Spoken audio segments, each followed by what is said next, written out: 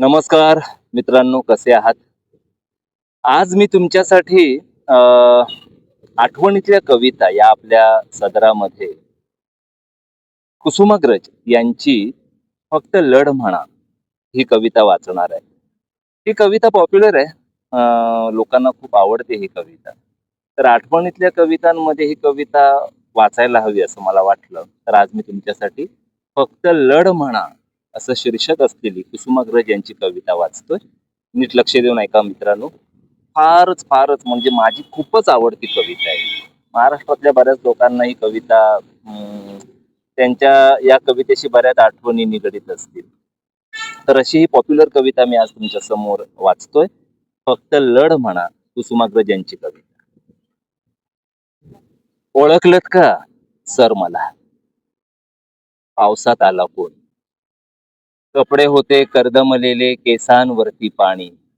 क्षणभर बसला, नंतर हसला, बोलला वरती पाहून, गंगामाई पाहुणी आली, गेली घरट्यात राहून.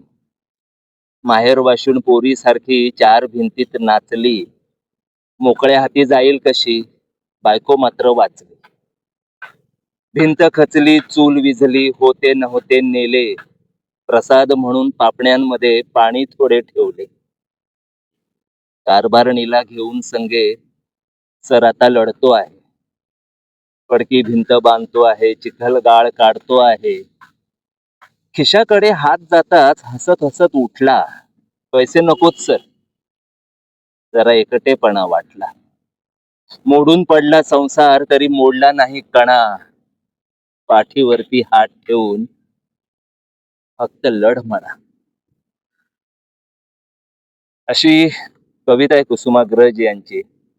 ऐका, पुन्हा एकदा ऐका. आणि बाकी काय नाही, नवीन व्हिडिओच्या निमित्ताने पुन्हा लवकरच भेटूयात. तोपर्यंत tata, bye bye, sayonara, bye.